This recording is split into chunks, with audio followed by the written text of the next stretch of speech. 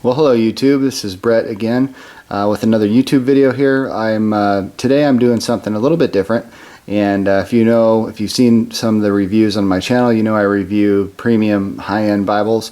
And what I wanted to do today is somewhat of a comparison and more of a discussion, if you will, on three of the different high-end premium Bible publishers out there in the market today. If you own a premium Bible, you probably own one from one of these three publishers. That is R.L. Allen, that's this stack right here, Cambridge, of course the oldest Bible publisher in the world, and then Schuyler. They're a newer publisher when you compare them with Allen and Cambridge, but I think making some of the best all-around quality Bibles out there on the market today. And I'll explain why that is.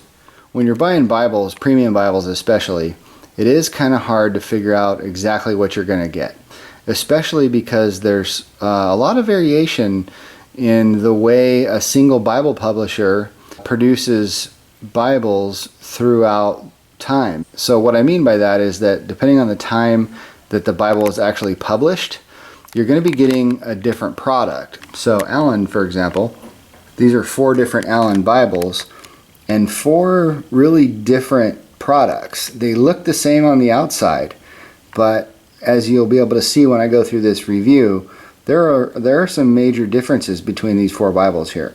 And I'll go into that, but that's one of the main purposes of this video, is to try to help people understand really what you're getting before you buy it, because they are expensive. And if you don't know the little nuances and details and all of this, it can be kind of a surprise. And in 2 of these in particular, I was very surprised at what I found. One of them I was disappointed in, and the other one I was extremely satisfied in. So, and the other 2 were kind of what I thought I was going to get, but there are a couple little nuances and differences that I wasn't expecting, and I'll explain what those are here in a few minutes. With Cambridge, this is going to be more of a consistent Bible between the different Cambridge Bibles, and I'll explain why, but they do have more of a consistent product throughout. The skins and the covers are very similar on all their Bibles, and the way they do the stamping on the spine, and then the way they do the art gilt and the pages are very consistent. So even though they do have some change and variation over time, they have developed a little bit, and I'll go into that again with each of these in this video. But this is going to be the most consistent Bible. If you buy a Cambridge from one place at one time, and then you buy a Cambridge from another place at a different time, you'll see that there is some pretty good consistency with Cambridge Bibles. And then last but not least is the Schuyler. I think Schuyler has the best kind of overall product in terms of consistency and what they're offering and the way they're doing it. And I'll explain a little bit more about that moving forward in this video. I'll go ahead and start with the Cambridge. And this is the Concord. What this Bible to me represents the very best size in a premium Bible. The dimensions are 8 5/8 tall by 6 wide by 1 1/4 inch thick. And then when you open it up, from one end of the page to the end of the other page, it's 10 inches. And I really think that represents the very best size in a Bible. It gives the Bible a big enough size to be very readable, and it also is still small enough to where it's really portable, and it weighs about 2 pounds. And then the other area where Cambridge really shines is in the value. You can pick these Concords up for $70 on eBay, and that's an excellent price because all these other Bibles are going for close to $200, $150 to $200. So that's the other thing you get with Cambridge is the size, the consistency, and then the price. In terms of the portability and readability combination, I think Cambridge has it just right with their Concord. That to me this is what I'll use as a benchmark in size for any other Bible that I review or rank. And I do have an in-depth review and ranking I do on all these Bibles, and I'll put a link in the description below so you can check those out if you want to. The disappointing thing about this is that they don't make the Concord in different translations. They've got a lot of translations in their Clarion series and some of their wide margin series, but they don't in the Concord, and I don't understand why. And then the second thing is colors. They only offer it in black, so that's another thing. But so those are the two downsides to this Bible. The only reason, in terms of variation with the Cambridges, they all come with this little certificate here of authentic Cambridge Bible, and they are all goatskin leather covers. But where the variation comes in is depending on when it was published, it's going to be a little bit different. So this one, for example, this one was produced by Cambridge University Press, printed in the Netherlands and the United Kingdom, bound in the United Kingdom at the University Press of Cambridge. So they're using Youngblood to print the Bible, and then it says "and the United Kingdom," so they might have two different printers, or they might do some stuff themselves still over at Cambridge. Their really old stuff, they did everything. They printed it and bound it. So those are some of the differences and some of the things to look out for when you're buying a Cambridge. Next up, and I'm going to bring both of these here at the same time because this is the Cambridge wide margin, and you can see very consistent in color and the texture of the goatskin. They do like a pressed goatskin, which is some of the softest, supplest goatskin I've seen. Very similar between the Concord and the wide margin. A little bit softer on the Concord, but they do stitch them around the edging on both of them. But it's very consistent. With the Pit Minion, you can see the grain here on this one is very rough.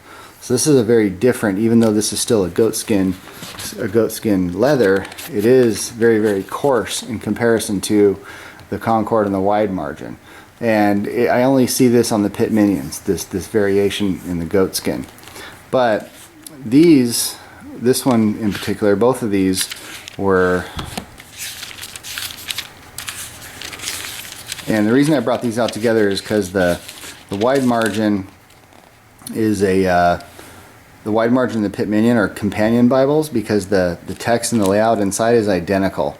It's just a little bit inflated in here to make it a little bit bigger, and then the margins are bigger.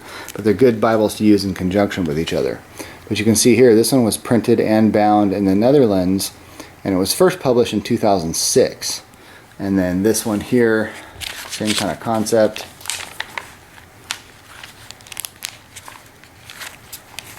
But it was a different time. I bought both of these from different places and different times.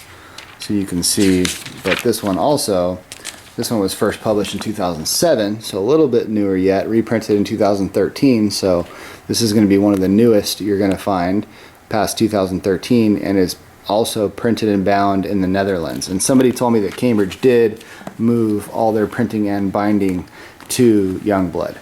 So that's the only variation really that you're going to see in Cambridge Bibles.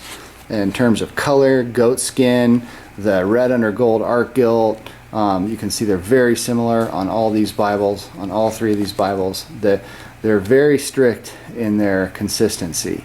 So India paper on most of them. On the wide margin, it's a thicker paper because they want you to be able to write in it.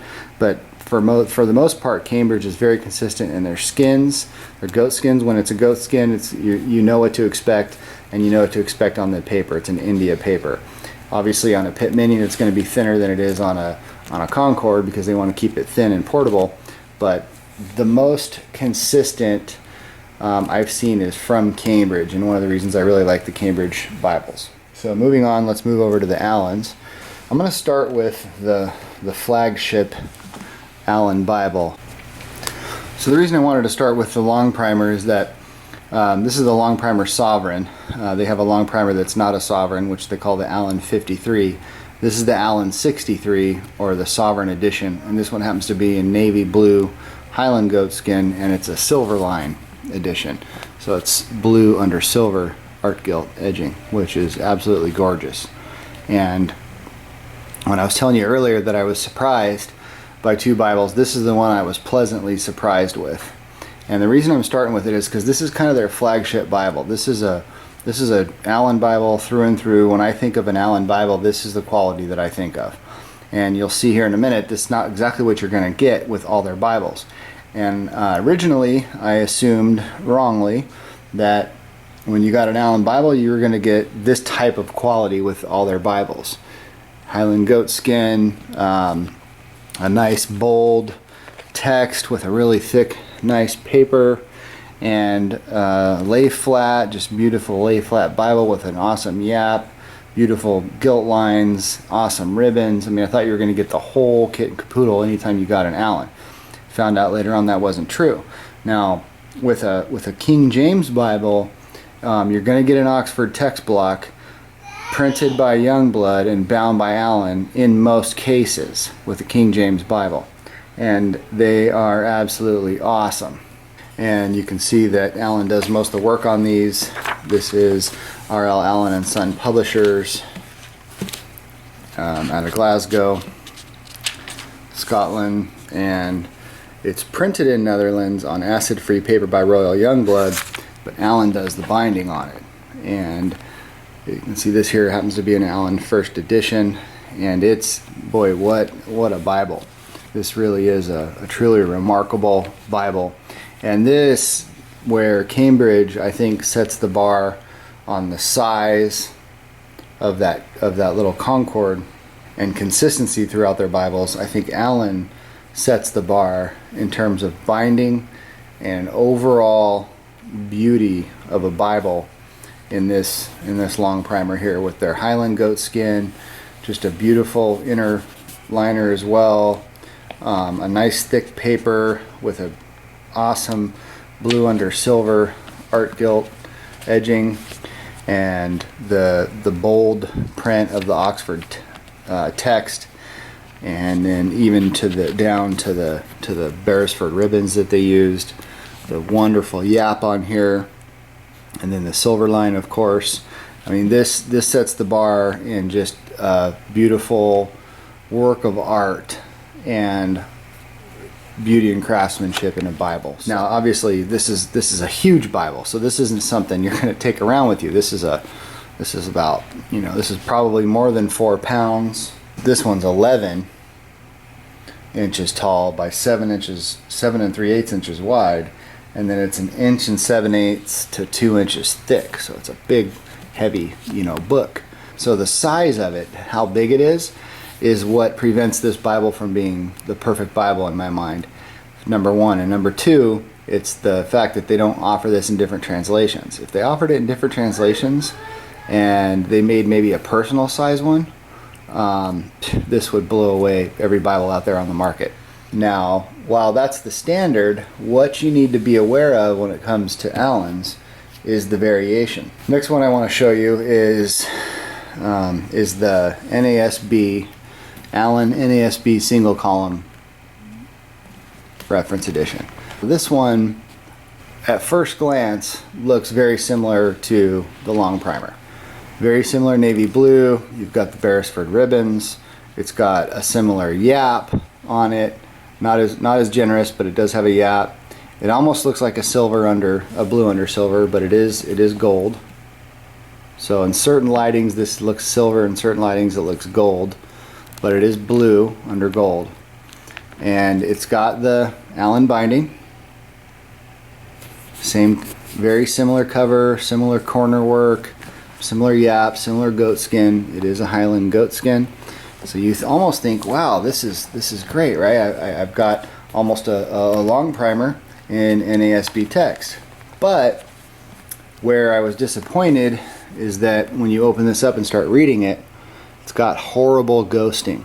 See the ghosting there? I mean, you can see the words. I can almost read those words. I can read those words on the other page, behind this page. And it's not line matched. It's the paper is very thin. Well, what they did here is that this is an Allen rebind, and even though they cost as much as any premium Bible, a couple $100 or close to it, this one here was printed in China, and it was published by Foundation Publications right here in Anaheim. Now, what they did was they just took a text block and they rebound it. So they did the art gilt edging on it. They put their end pages in there. They bound it. They did an awesome job. So it's the epitome of you can't judge a book by its cover in this case, because I thought I was getting the quality of a sovereign all through and through. I mean, I thought when you get an Allen, you get an Allen, and I found out it was just a rebind. You know, I was kind of disappointed because they don't, I mean, you can figure this out by going onto their website and reading all about it. They don't make it easy. And I don't think it's intentional. It's just, it was, and a lot of people don't care. But for me, when you're paying a lot of money for a Bible, I really expected something, you know, this is the benchmark here, and I expected something similar to that. But that's something you definitely need to check out, do your due diligence on before you're going to be spending top dollar on one of these Bibles. Now, this is an Allen Bible. This is an R.L. Allen NASB, New American Standard Reader's Bible. And it's a petrol blue goat skin. Very beautiful goat skin, and it's not quite as supple as you're going to find with these Highland goat skins, but it's very nice. And it's a little bit coarser. It's got a bit of a squeak, and it is red under gold, art gilt. But the paper's nice in this. While it's not line matched, the paper is nice, and you've got the nice Beresford ribbons, just like you find in those other Allens. You can see here, this one happens to be an Allen first edition. So Allen did publish this, but interestingly enough, and then you'll see here before I move in, goat skin. Okay, so it doesn't say Highland goat skin in all capitals, it just says goat skin. When you come in to take a look at who did this, well, this one was printed and bound in the Netherlands by Youngblood. So very similar to what Cambridge is doing, kind of Allen's taking the same sort of track there, and they're going to Youngblood to both print and bind their product.